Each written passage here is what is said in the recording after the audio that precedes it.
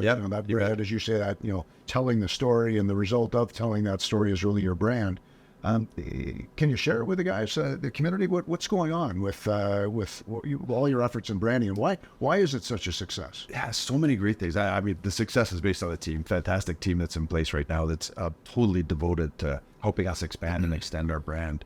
But some of the really cool things, Stephen gave me some good statistics the other day that for the first time ever, TEC is now recognized in the top 10 in Google search under leadership development in Canada. Wow. So if you go on Google leadership development in Canada, you're going to get TEC in the top 10 search finds. Wow. And top 20 worldwide. So that's just how much they've done, how much the team has done work from a SEO, from a search engine optimization standpoint, to the articles and the insights that we're getting out in the market from the advertising, all those types of things that are helping to get us now recognized in that top tier of Google there. Yeah, that's fantastic. And so when I think about all the different elements of branding, all the different activities, I mean, obviously, you mentioned search engine optimization, but I mean, you guys do an awful lot in terms of different platforms that you're on and things that we're doing, whether it be podcasts or what have you. I mean, what can you elaborate on that? What are we doing? So many different things, Todd. And it's hard to, we could take up well over half an hour talking about all the different things and the We don't have nuances of them. I know we don't, but yeah, you're right though. Everything from our webinars. So we do a webinar series. And one of the cool things, just to highlight the webinar series, I think right now, with the work that the research group is now doing and focusing on the pestle analysis that the research group does, that gives us good insights into what's affecting small businesses right now across Canada. Starting to work on getting a kind of the quarterly paper, the Colton and team are going to start to put together, and then revamping that and putting it into a blog post, revamping that some more and getting a webinar going on the exact same topic, and then taking that into our social media. So really getting a string and more of a, not that we didn't have a strategic approach before, but more of a strategic approach along those topics. So that's just one piece. Like the blog posts that we've started to write have been phenomenal.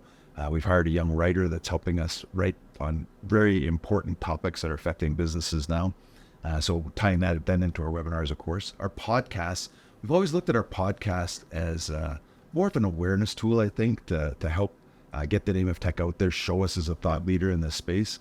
And with Jamie Mason-Cohen now responsible for hosting our podcast, it's just gone to a different level. He's got some absolutely phenomenal guests that have joined us. And the team now has developed two really cool media kit. So they're taking this media kit and giving it to the podcast guests to help us get even more brand awareness out of the podcast. So they'll now be able to share it with their social media contacts, post it on their website, do whatever they'd like with it to get their name out there as well as text. So do you think about campaigns? I mean, when you think about all of those different activities, I mean, you got so many things going on. Yeah. Like, is there logic to it, or is it just shotgun? Do we just kind of blast away, or do you have some kind of format as the team's following? Well, certainly trying to target the markets where we're looking for. So when it comes to lead generation and in terms of different campaigns that are in the market, for sure, we target all the major centers across Canada and targeting specific messaging towards CEO, towards small business owners as well, and to get them to come in as leads. And then from the overall piece, from a strategic standpoint, again, really trying to tie back into what is affecting business leaders right now. So using that pestle analysis as a guide to help us with all of the different pieces that we publish now. Yeah, cool. So obviously the result of all of that activity, if I was a chair, which once upon a time, you were, yeah. What would you share with me? Why is this important for me? Why is this important for our church? Geez, so many different reasons. I think, Todd. I used to talk a lot about, and I still, when I talk to chairs, I talk about the air cover that the branding team provides. Yeah. So that's kind of that piece where TEC has gone from the best kept secret in the leadership development space in Canada 5 or 6 years ago to now where we're starting to hear more and more that people have at least heard of TEC before, and if not, have a great understanding of them. So that hair cover for chairs, when they go out and start having conversations with prospects, TEC is a little bit more well known. So that's kind of one of the pieces that I think the brand team brings, is that air cover component. And then, of course, leads, which our sales team or our business development team then chases after and tries to convert into members and chairs for TEC.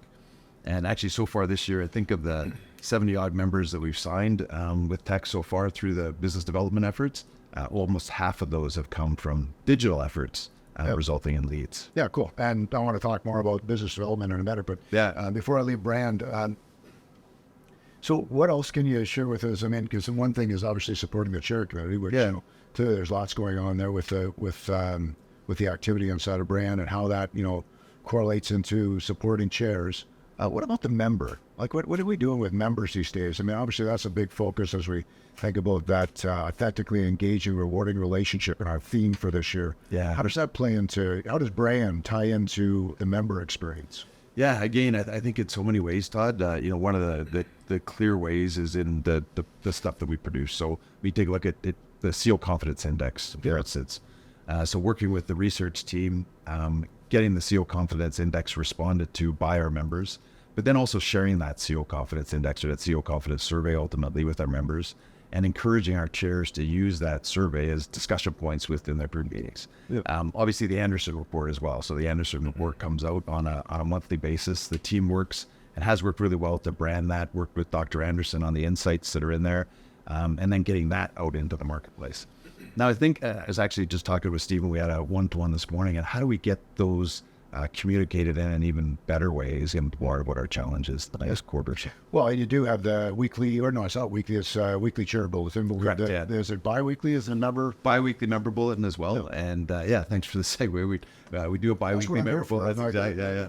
So the member bulletin too, we've got great response from that, though we do want to get it better. We've got an open rate of somewhere north of 20% in that, which is pretty decent actually for a newsletter. But we try to put all the different insights that we think our members would be interested in hearing about from a tech perspective. So again, the webinars, our podcasts, all of our blog posts, those types of things, and featuring member stories as well. So the team over the last couple of years has put together a library that's quite phenomenal, telling the stories of different members. Yeah. And we've gone at it, like I'd encourage chairs that have an opportunity to read a few of these. We've gone at it not just from trying to promote tech, but also try to promote the member as well. So what's unique about their business and their journey, and then how has tech helped enable that? Yeah, for sure. Yeah, no, very powerful, and obviously, as you say, encourage chairs to kind of dig in and have a look at that. Yeah. Okay, we mentioned earlier on about business development. Obviously, the sales team. I'm not offended by using that phrase. Neither am I. And all of the activity, whether that be why don't you tell the guys what do we do on business development side? What I mean, there's two components, I guess, of activity that's going on inside of BD. Yeah, exactly. So the BD team is focused on exactly two elements. One of them is helping find and recruit new members into tech, introducing those folks to chairs, and the other is trying to find new chairs to help us expand our community, to help take advantage of the market that we know is still available to us. So from the member side on the business development piece, that team is focused on leveraging some of the digital leads that come in, as well as doing their own hunting and recruiting to find good members. Okay. When they are able to qualify those member candidates, then they'll make an introduction to a chair. And strategically to chairs, we've been focusing on those chairs that are trying to get to 12 or more members, so stabilizing their groups, our new building chairs as well. And then when they introduce those members those member prospects to the chair, they're at such a point where those members are ready to sign within 60 days. The member recruitment team has done a great job of informing them of tech, making sure that there's a fit with tech, and then being able to get them introduced to a chair who then sees if there's a fit for them and for the group, and that member should be able to sign within 60 days. So if I'm a chair, do I get one of these leads? Depends on your need, I guess, Todd. If you've finished off your business development plan or your development plan for the year, as well as your empty chair exercise, that helps the team understand exactly what it is. Okay, so I've got to do some homework, I guess, in order to support you and understanding, I guess what my needs are, what the empty chair exercise is, and then from there, sales lead might be tied into that. Exactly, yeah. So the team works closely with the CSA team as well, who has a good understanding of exactly what chairs may be looking for, where the need might be. And based on that need, then I think they meet on a bi-weekly basis now to determine where the need is greatest within the chair community. And then the sales team works with them to help fulfill those needs. Well, one of our previous Talking Tech episodes was with Jody. And of course, she was referencing the importance of the relationship with the CSA. So you're talking about that connection between the CSA and of course your sales team. 100%. Yeah, 100%. So decent success so far? How's this work? Pretty good. I think we're a little bit behind target for the year. We were expecting to be closer to around 100 members halfway through the year, and we're sitting at around 78 members that the business development team has helped sign. Yeah. So a little bit off target, but I think we're starting to do the right things. We're getting some good coaching, engaged with some of the member recruiters, helping them tell the story and helping them dig a little bit deeper so that like I said, these member prospects that we're putting in front of chairs are really ready to sign. So yeah, cool. And what, like, honey, I know you mentioned, sometimes they get a lead that comes through, I guess, branding initiatives, right? So nice tie-in to the brand group. Yeah, 100%. And some are from the chair or from their salespeople actually just initiating cold calls, I guess. Correct, yeah. And so any split that you can share with the group? It's roughly 50-50 right now, which is really kind of cool. So from the efforts that the branding team has put in and the leads that are coming in, I think there's around 35 or 40 that have signed through those efforts, and then another 35 or 40 that have signed through the efforts of the recruiters themselves and their cold calling, reaching out through LinkedIn and other sources too. Yeah. So then, of course, we got this other side, right, which is about chair recruitment. You bet, yeah. And obviously, I think back to when you and I began our journey. I mean, I've been just 7 years, and you've been around 6 years. Beyond 6 years, 6.5. So, and we had this whole activity about building groups through brand new chairs. So tell me about that. What are we doing at chair recruitment? Yeah, so it's interesting. We've been doing a lot of analysis, and this has been we know it's a key component to helping us expand our community and helping us expand the impact of tech is getting new chairs doing the work that all of our chairs have done so well over the last few years. That's one of our key growth initiatives. Last year we recruited almost 45 new chairs, which was really exciting for us.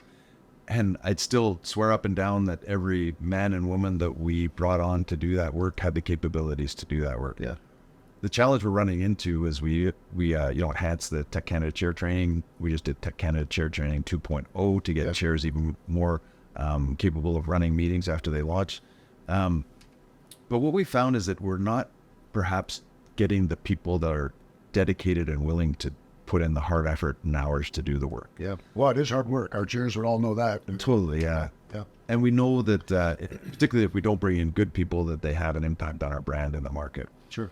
So we're focusing, and again, though, I think we brought in 85 to 90% of the folks that we brought in over the last couple of years have been, could have been very good chairs, but they haven't had the tenacity or the entrepreneurial spirit, if you want to call it that, to really dig in and launch a group. So we're doing some real inward thinking, I guess, and looking to make sure that we can get that instilled or that kind of candidate brought in for us. Yeah. So I think there's some good things ahead for us as we continue to work that process. And the wonderful thing, and I think sometimes chairs might think that we're maybe oversaturating markets and those types of things. I've heard those comments before, Todd. Okay. But we take a really close look at what the market share statistics are that come from our research group. Yeah. And we know that there's an awful lot of impact that tech can still have on so many different business leaders across the country. That's why I get jazzed about it, is because there's still lots of opportunity for us. Yeah. And in finding the right chairs to do this work, that's the key. Yeah, perfect. Yeah, well, it all comes down to obviously the expertise of the chair community, and as you point out, we really don't have a market that's saturated at all, right? So none. I guess the world's our oyster. Exactly. I love to have it that way too. What's anything else that you'd share with the chair community as it relates to either the branding initiatives, things that maybe that we didn't cover off that you were thinking about in today's Talking Tech? Yeah. We're going about a couple of new initiatives out too. We've engaged a PR agency to help us leverage our CEO Confidence Survey as a tool potentially for SMEs across the country. So it's our first foray really into that side of the business to get some pickup and again create that more air cover. We want to be able to, outside of all of our digital efforts, be able to leverage some other partnerships to be able to do that. So we've been trying to approach newspapers like the Globe and Mail. I guess you can't call it a newspaper really anymore, as it's a digital medium. But there's still probably some paper kicking around. So probably still some paper kicking around. I think I've used a couple of the start hires in the past couple of years, but that's another story. Anyhow, so leveraging the expertise of a PR agency to try to help us get the story out there a little bit more. We're going to start again looking at different kinds of sponsorships or partnerships that we can arrange with other entities that are focused on our same market, how we can work with them to get the word about tech out even more. So just as a sneak peek, we've re-engaged a relationship with the Art of Leadership to be able to get discounted tickets in the hands of our members of chairs in exchange for our promotion of the Art of Leadership seminars, and then also their promotion of tech. So some things like that. Well, there you have it, guys. A very, very exciting time for, I think, for Tech Canada, and in particular, branding and the brand initiatives that Marc has alluded to, and the whole business development activity that's going on through Tech, whether that's lead generation for all of you, or bringing in brand new chairs to the community. I mean, there's so much work that is going on right now within Marc's shop, and he's just got a fabulous group of men and women surrounding him. So I'm very, very excited about what can materialize inside of the months and quarters to come as we continue to support the chair community and ultimately grow our organization. Some really exciting things that are going on inside of Tech. I actually heard Marc mention our second version of training, TCCT 2.0. We just had it last week, as a matter of fact. I think it was 10 chairs with us. It was just an incredible session. Lots of great comments coming from the men and women that were involved with that session. That was an exciting initiative that you would have caught in the weekly chair bulletin, which of course is my go-to activity on Saturday mornings. So really encourage you to go in there and have a look, and you'll see some of the I guess initiatives that took place from that group. The latest blog, there's a blog coming out, character leadership. So again, more things that you'll see in the weekly chair bulletin. That economic update Marc was referring to with Dr. Peter Anderson, and of course I have the privilege of hosting that activity with Peter. That's coming up April 23rd, so registration is now open and available for that particular session, where we'll learn all about the economy and what's going on in Canada, and what our CEO Confidence Index, what all of our members are telling us about is going on inside of Canada, which I think is just another great initiative. We got Delta webinars coming up. Paul Hunt's got a session coming up. Skimpflation and shrinkflation. That's exactly what came out of the weekly chair bulletin. So it caught my attention, probably catching yours too. Make sure you check out Paul's session. Bob Daddick's session's on there. It's recorded. That was on a little while ago. Some great insights, great information that's floating all around. Advancing Leaders, we've launched that program. Information about that particular new initiative, which is replacing the Emerging Leaders program. That too is in the weekly chair bulletin. So much going on. Very, very exciting time at Tech Canada. And I can't wait till the next time we come together for Talking Tech. But until then, take care, guys. Have a great week, great day. See you later. See you guys.